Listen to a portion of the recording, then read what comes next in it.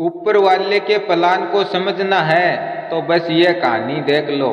एक बार यमराज ने अपने देवदूत को धरती पर एक स्त्री की आत्मा लाने के लिए भेजा।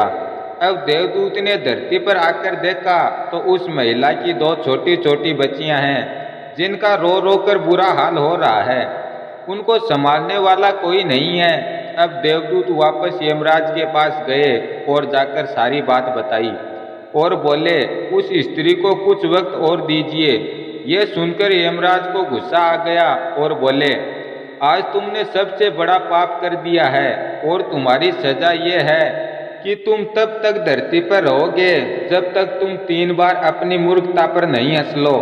अब देवदूत धरती पर आ गए और एक सड़क किनारे पड़े थे। तभी वहां से एक जूता बनाने वाला गरीब व्यक्ति निकला जो अपने बच्चों के लिए कंबल लेकर आया था।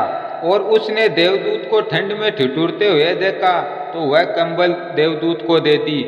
और बातों ही बातों में पता चला कि इसके पास रहने के लिए घर नहीं है। इसलिए उस व्यक्ति ने कहा, चलो तुम मेरे घर ही रह लेना। और देवदूत उस व्यक्ति के घर चला गया। अब उस व्यक्ति की पत्नी बोली, हमारे घर में हमारे बच्चों के खाने के लिए कुछ नहीं है और तुम इसे उठा लाए। अब देवदूत को हंसी आ गई और सोचने लगे, अब इसे कौन समझाए जिसके घर में देवदूत आ जाएं। उस घर में धन दौलत की कमी कहाँ रहती है। अब दुकान पर कारीगर के साथ देवदूत भी जूता बनाने लगे और देवदूत के बने हुए जूते सबको पसंद आने लगे और धीरे धीरे कारीगर अमीर बनने लगा। एक दिन कारीगर की दुकान पर एक आदमी आया और बोला, यह लो चमड़ा, राजा साहब के लिए जूते बनाने हैं। अब देवदूत ने उस चमड़े की चप्पल बना दी।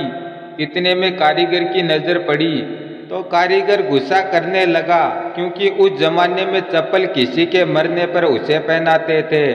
इतने में वह आदमी वापस आया और बोला, उस चमड़े के जूते नहीं चप्पल बनानी है, क्योंकि राजा साहब मर चुके हैं। अब देवदूत हंसने लगे, क्योंकि देवदूत को पहले ही यह सब पता था और वह चप्पल उस आदमी को दे दी।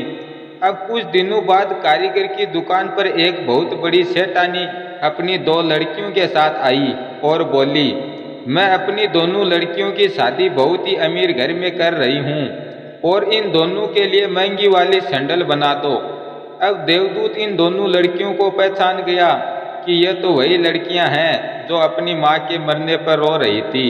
अब देवदूत ने सेठानी से लड़कियों के बारे में पूछा तो सेठानी बोली, इन दोनों की माँ बचपन में ही मर गई थी और मेरे कोई संतान नहीं थी, इसलिए मैंने इन दोनों को रख लिया और आज इन दोनों की बहुत बड़े राजघराने में शादी कर रही हूँ। और यह कहकर चली गई।